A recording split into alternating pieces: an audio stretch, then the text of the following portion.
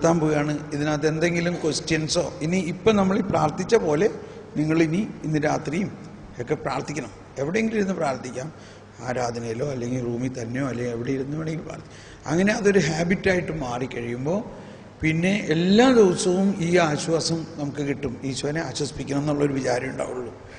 അപ്പോൾ ഓരോന്നും നമ്മൾ കിട്ടുമ്പോൾ ഉടനെ ഈശോനെ ആശ്വസിപ്പിക്കാം. ചിലപ്പോൾ നമുക്ക് കൂടുതൽ കൂടുതൽ കിട്ടാൻ തുടങ്ങും.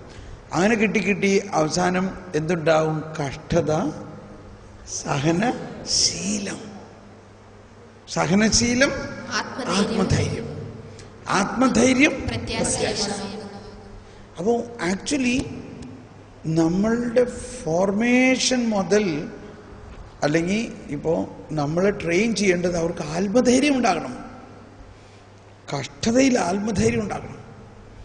അല്ലെങ്കിൽ ഭയങ്കര ഒരു പ്രശ്നം വരുമ്പോൾ നമുക്ക് താങ്ങാൻ പറ്റാണ്ട് നമ്മൾ ആത്മഹത്യ ചെയ്യാനോ അല്ലെങ്കിൽ എന്തെങ്കിലും അതിക്രമം ചെയ്യാനോ അല്ലെങ്കിൽ ഇറങ്ങി ഓടാനോ അല്ലെങ്കിൽ ഭയങ്കര എന്തെങ്കിലും നമ്മളങ്ങ് ചെയ്തു പോകും. ആത്മധൈര്യത്തിൻ്റെ, അതായത് ആ സഹനത്തിലുള്ള ആത്മധൈര്യം വേണം. സഹനത്തെ സ്വീകരിച്ചുകൊണ്ട് നമ്മൾ യേശുവിൻ്റെ ശാഖയാണ്. അതുകൊണ്ട് സഹനം നമുക്കുണ്ടാകും. അത് പോസിറ്റീവായിട്ട് ഇങ്ങനെ കണ്ടുപിടിക്കണം അതിനെ, സ്പിരിച്വാലിറ്റി. ആർക്കെങ്കിലും എന്തെങ്കിലും ചോദ്യമുണ്ടോ?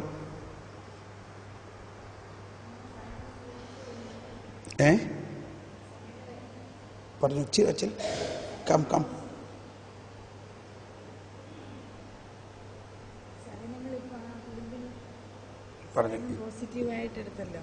ഇവിടെ വന്നു പറഞ്ഞോളൂ. സഹനങ്ങൾ ഒരു കുടുംബിനി പോസിറ്റീവായിട്ടെടുത്ത് ആശ്വാസമായിട്ട് ദൈവത്തിന് കൊടുത്തു. അപ്പോൾ അതിന് പരിണിത ഫലം ആ കുടുംബത്തിൽ ഞാനത് പറഞ്ഞില്ലായിരുന്നു. Thank you. കുറച്ച് ദിവസം കഴിഞ്ഞപ്പോൾ ഇയാളുടെ മദ്യപാനമൊക്കെ മാറി. ഇപ്പോൾ അവർ നല്ല സമാധാനത്തിലാണ് കേട്ടോ. They are now very good. മാത്രമല്ല ഇപ്പോൾ അവള് ഇതുപോലെ അനേകം കുടുംബങ്ങളെ ആശ്വസിപ്പിക്കാൻ തുടങ്ങിയാണ്. She become a help for many families. എന്ത് പ്രശ്നമുണ്ടെങ്കിലും ഇവരെ വിളിച്ച് പറയും. അവൾ ഇതേ മെത്തേഡിലൂടെ വിശ്വാസത്തിൽ അവരെ വളർത്തുകയും ഈ സഹനത്തെ ഈശോയെ ആശ്വസിപ്പിക്കുന്നതിനായിട്ട്, ഈ പോസിറ്റീവ് എന്നുള്ള വാക്കല്ല ബെറ്റർ, ഈശോയെ ആശ്വസിപ്പിക്കുക എന്നുള്ള വാക്കാണ് ബെറ്റർ. അത് ഭയങ്കര ഒരു കേൾക്കുമ്പോൾ തന്നെ നമുക്കൊരു ഒരു സമാധാനം. ഈശോനെ ഞാൻ ആശ്വസിപ്പിക്കേ, എൻ്റെ ഈ വേദന ഈശോന് കൊടുത്താൽ ഈശോയ്ക്ക് ആശ്വാസമാകുന്നു. അപ്പോൾ ഈശോനെ ആശ്വസിപ്പിക്കുക എന്നുള്ളൊരു വാക്ക് ഉപയോഗിക്കണം നമ്മൾ. എന്തുകൊണ്ടാണ്? വചനം പറയണല്ലേ, എന്നെ ആശ്വസിപ്പിക്കാൻ ആരെങ്കിലും ഉണ്ടോ എന്ന് ഞാൻ നോക്കി. ഇത് മദർ തെരേസയും എപ്പോഴും പറയാറുള്ളതാ ഇല്ലേ ബ്രദർ ജോസഫ്? മദർ തെരേസയുടെ വളരെ സ്റ്റാൻഡേർഡ് ഒരു വേർഷനാണ്. He was looking for someone to console but found none, but here I am. അങ്ങനെ എന്തോ ഒരു expression, I will not, here I am to console you. ആ ഐ തസ്റ്റ് എന്നുള്ള സ്പിരിച്വാലിറ്റിയാണ് അത് കംപ്ലീറ്റ് വരുന്നത്. ഐ തസ്റ്റ്, അതാണ് ഭയങ്കര കണ്ടുപിടുത്തം.